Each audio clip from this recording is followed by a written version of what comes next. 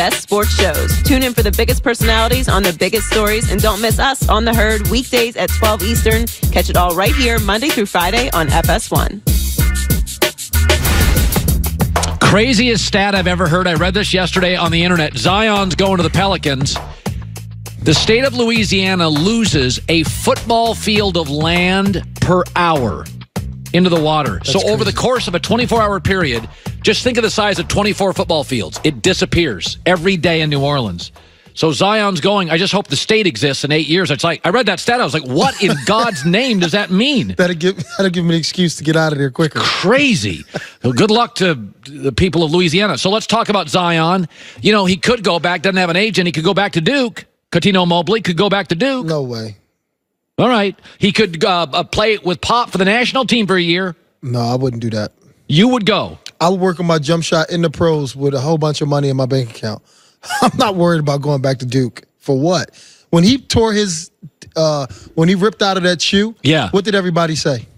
Don't play. Don't play. So I'm not going to take the chance again. I'm going to sign this contract. I can get my degree, like Joy's fiance, getting his degree right now, right? I'm going to get my degree. I'm going to work on business. I'm going to do all the other stuff, but with money in my bank account. I'm not sitting here. I'm not going to jeopardize it. That's actually a very interesting, Cuttino. A vice president of an NBA told me a month ago. Mm-hmm. He said, what I worry about is this kid's ligaments. Right. He goes, his torque is too violent for his body. Yes. Your takeaway is, listen, man, this kid, we know he can play. Do not risk ripping it up playing basketball, non-NBA basketball. It's so many opportunities out there for especially young entrepreneurs. Uber, Lyft, Dropbox, this, that, all these different new technology companies, real estate. It's so many. I just found out the other day that you can invest in a song. Did you know that? You can literally invest in a song, stocks in a song, and make money from one song. Pick a song, whether it's Lady Gaga or Taylor Swift, whoever it is, Drake. Yeah. Pick one of their songs and invest in that song. You can make money from that. It's so many different opportunities. So when I go to the pros, that's what I'm going to do. If I was him, I'm investing in different things in life. Like, why would I jeopardize myself to go back to college and do for what? I don't understand. No, I get that. So I got to talk about something. This could be very uncomfortable for you. So I just found out something from Cuttino Mobley, is that he said you recently put something on social media and Kevin Durant reacted very quickly. And Super quick. He texted you. Yeah, he hit me on DM. So you put it out what time? I put it out on 8:03. At 8:04, a response by Kevin, who I love, and I'm letting Kevin know this. I love you so much. I think you're the best player in the league, all time. You're like he is actually the best offensive player ever. Okay, we both love him. Yeah, I think right now he's the best player in the league. We know that. But he is very reactionary. Super sensitive when it came to what I said. All I said was I think Golden State was more dangerous without him, right? And teams, see, because nobody knows Golden State. 3 years ago, maybe, Kevin Durant wasn't there. So you got to key in on how Golden State runs their offense. He gets hurt the fourth game against Houston Rockets. The scouting is different now. So now Stephen Curry, which you saw, right? Stephen Curry, which you saw. His game goes up. Right. Clay's game goes up. Draymond Green, Iguodala, all those guys. The Hampton Five, they're not playing no games. They're a really good team. Yeah, no, there's no question. I mean, it is funny. The other thing I found out that was shocking is that I said, how does Kevin Durant have your number? And you said he's a peer. We all have each other's number. And I don't have the number of any of my peers. I think I have Scott Van Pelt's number. That's it, of 400 peers. So I'm fascinated that you have the number of every NBA player. No, not everybody. But if you ask for a guy's phone number, then they'll give it to you. Because I'm not here to and whatever it is, whether it's LeBron, whether it's Steven Jackson, Jimmy Jackson, Russell Westbrook, if I ask for a certain person's number, we'll get their number and we'll talk about just life, investments, this, that, whatever. And like for Kevin, like I just want him to know on air, like I love you. Like it's not no disrespect. Everybody knows you're the best. I'm just saying what the team will be like if you weren't there. Yeah, I mean, they're an 8-point favorite tonight without Boogie Cousins and KD. I mean, they were 12-0 when Steve Kerr left. 12-0 against playoff teams. They're 13-3 when Steph doesn't play in the playoffs, 4-0 when KD doesn't. I just think it's very disrespectful how they view Stephen Curry as being so impactful and so important for that team. So, like, if Steph was out, Charles Barkley would never say, with KD, Draymond, and Clay, you would never think of saying they can't beat anybody. KD gets hurt, and Barkley watches basketball. Charles like, they can't beat anybody. And I'm like, they can't beat Denver? Barkley was saying the same thing 4 or 5 years ago when they were a jump shooting team. Oh, you can't win with jump shots? Well, guess what? You were wrong. That's the league. That's what the league is.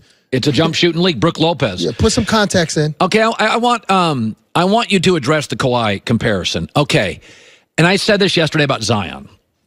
I did this thing the other day, and it got a lot of pushback. And I said, you give me Zion, and you give me the 12 best players in the league, and there's only a handful of guys, because I get 15 years of Zion. Mm-hmm. And I said I would take Steph over Zion, Harden over Zion, Giannis over Zion, KD, but I wouldn't take Kawhi, and here's my theory. He has no magnetism. The 5 most important players in 40 years in the NBA, most important, not best, are MJ, Magic, I saw this. Shaq, Steph, who's the other one? LeBron, yeah. They all have magnetism. Right. Zion has it. People will want to follow him, be with him, play with him. And he works hard. He's extremely gifted, and he's a hard worker. He has a dog in him. But there's an it to him. Right. Kawhi's just great. Yeah.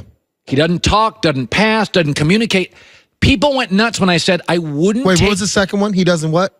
He doesn't communicate. No, he doesn't pass. He's not a big passer. Right. I don't think he's got this Pied Piper quality to him. Right. I just think he's great. Right. What do you make of Kawhi's game? No, I was just saying the same thing, and I was watching the game last night and kind of evaluating the whole thing and how Milwaukee Bucks schemed on how they played Kawhi last night.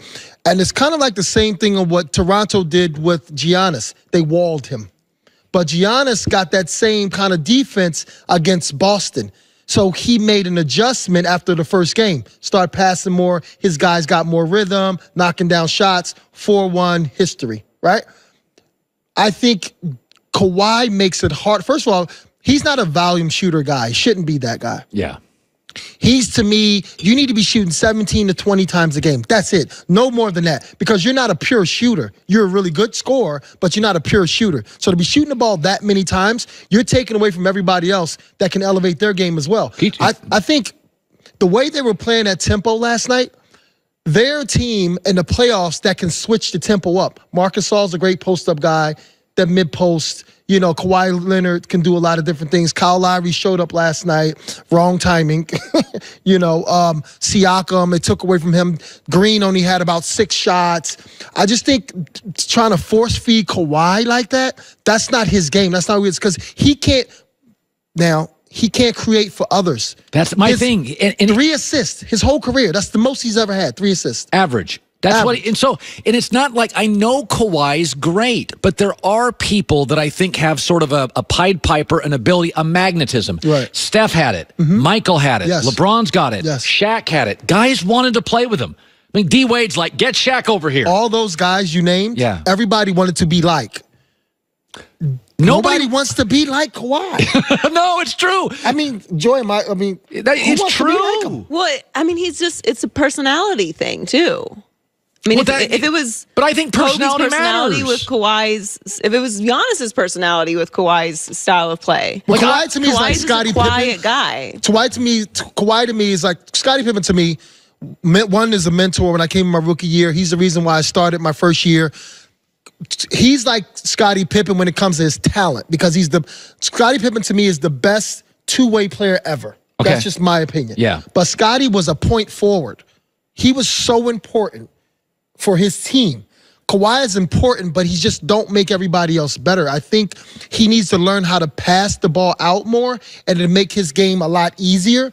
And then his teams, it will show more of his development of his greatness. I don't think it's a coincidence that the 5 most impactful NBA players in the last 40 years all had big personalities. Right.